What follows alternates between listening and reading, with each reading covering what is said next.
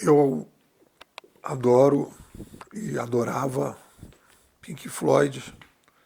Me lembro assim do tempo em que aquele disco Dark Side of the Moon, e continuo escutando. E no ano passado o Spotify me disse que o, aquela música, uma das músicas do Pink Floyd foi a que eu mais ouvi. E eu tenho admiração pelo David Gilmour, porque quando eu olho para ele está ali com um cabelinho curto, com aquelas roupas. Se ele andasse na rua, assim, em qualquer cidade, ele pareceria uma pessoa normal. Não tem aquele cabelo enorme. E eu tive contato aqui com um roqueiro no Brasil. Ele era pai de um dos filhos que estudava lá na escola com os meus filhos. E ele era assim todo. Ele era um cara de, sei lá, 40, 45 anos, mas se vestia como um adolescente. Então ele queria mostrar que ele era roqueiro. E o David Gilmour não precisa se mostrar. Me passa pela cabeça também a Fernanda Montenegro, que ela não se preocupou em fazer plástica e ficar toda esticada e botox, como você vê muitas artistas, um negócio assim horrível. Mas por quê?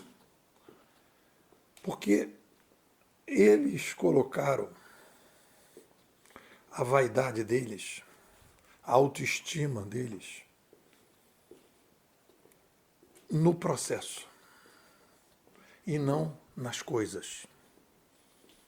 É como se a gente tivesse que comprar ações, ações da vaidade, como se tivesse uma bolsa de valores da autoestima e a gente fosse comprar ações. E aí você diz, qual é a ação que você vai comprar? Você vai comprar uma ação que tende a subir no longo prazo ou você vai comprar uma ação que tende a baixar no longo prazo? A gente às vezes acha que fulano é vaidoso, ciclano é vaidoso. Não, todo mundo é vaidoso. Todo mundo precisa desenvolver a sua autoestima. De alguma forma você precisa dar uma olhadinha no espelho para ver se o teu cabelo está mais ou menos arrumado, se tua blusa está adequada. Então, a autoestima é uma coisa obrigatória do ser humano. Mas a gente tem que fazer uma escolha. Existe uma encruzilhada vaidosa. E nesse artigo eu faço essa reflexão, que é o seguinte: qual é a ação que você vai comprar? Quando a gente está falando de vaidade, você vai comprar na bolsa de valores da vaidade, qual é a ação? Você vai botar sua vaidade em coisas progressivas ou estáticas? Com legado ou sem legado? Endógena ou exógena? Vou explicar. Você, quando coloca a questão progressiva, que você diz, eu quero aprender.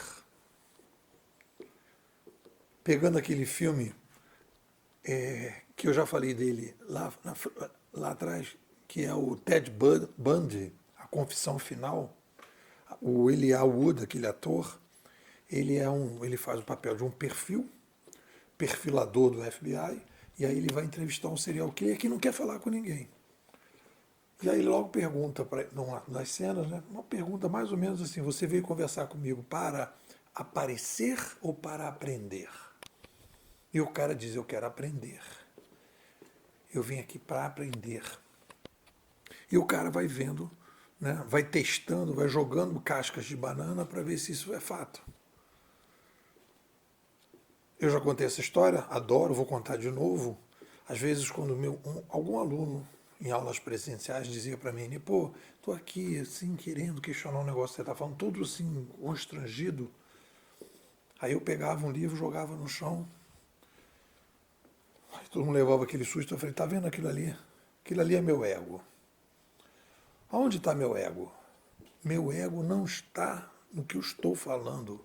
Meu ego está na minha capacidade de mudar o que eu estou falando, no aprender. E eu acho que a gente está vivendo uma situação agora muito interessante, que é a chegada da civilização 2.0, né? A descentralização, que eu poderia dizer, da cooperação, a descentralização obriga que as pessoas, com esse processo veloz e dinâmico, exponencial de mudança, nós estamos sentados sobre softwares. Toda a estrutura da sociedade humana hoje é baseada em software. Ontem mesmo o Android começou a encher meu saco. Atualização, atualização, atualização. Até que eu falei, cara, atualiza aí. Então, aí atualizou, já mudou alguma coisa. E as coisas vão mudando e aparecem coisas, e aparecem coisas. Ah, você já entrou no TikTok? Você já conhece o TikTok? Você já conhece o aplicativo de namoro tal?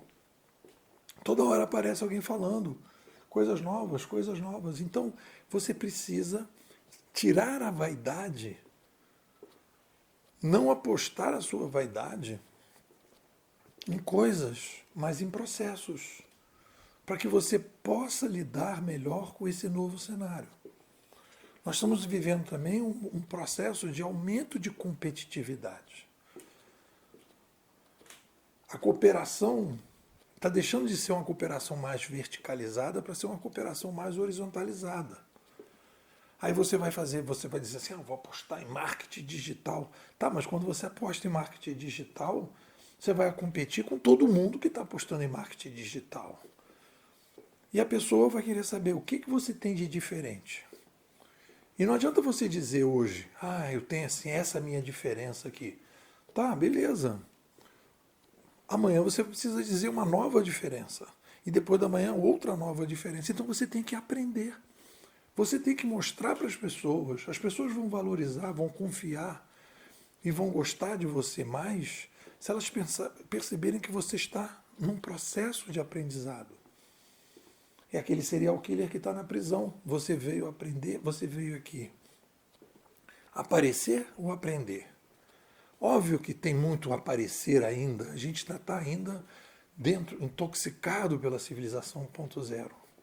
Mas eu diria que uma das grandes demandas que a gente tem na formatação básica dos jovens para esse novo mundo é uma discussão sobre vaidade. Coloquem a sua vaidade em processos e no aprendizado e não em conceitos e coisas estáticas. É isso. O que vocês dizem?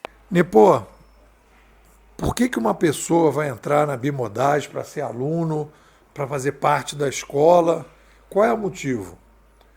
Acho que o principal motivo, pela experiência, a gente vai completar 4 anos, é o seguinte: as pessoas precisam ter uma visão do macro cenário para tomar decisões do micro cenário, decisões de curto e médio prazo. Tanto decisões pessoais, na sua vida pessoal, na sua vida profissional, e muitas vezes, se tem empresa, startups e tal, na sua vida empresarial. O que a gente apresenta? A gente apresenta um cenário geral, com foco no que está acontecendo, quais são as demandas que existem pessoais, e a gente fala aí de disruptores, a gente fala de excelência, a gente fala das mudanças necessárias, e a gente fala das mudanças profissionais. Qual é o método que a gente usa aqui na escola? O nosso método é o seguinte: pílulas diárias de 18 minutos. Não adianta você vir fazer um curso, ficar lá durante um período e depois você simplesmente ficar, entre aspas, abandonado, porque as coisas precisam ser o tempo todo colocadas no dia a dia. Então, todo dia eu produzo um áudio de 8 minutos para a internet e 10 minutos internos explicando, detalhando, mostrando as novidades, e a pessoa vai se ambientando com esse novo macro cenário e vai ganhando. As pessoas que estão na escola, tem gente que está há 3 anos e pouco, não sai por quê? Porque percebem a vantagem que é ter essa visão mais ampla para poder tomar decisões no curto prazo. Vamos embora?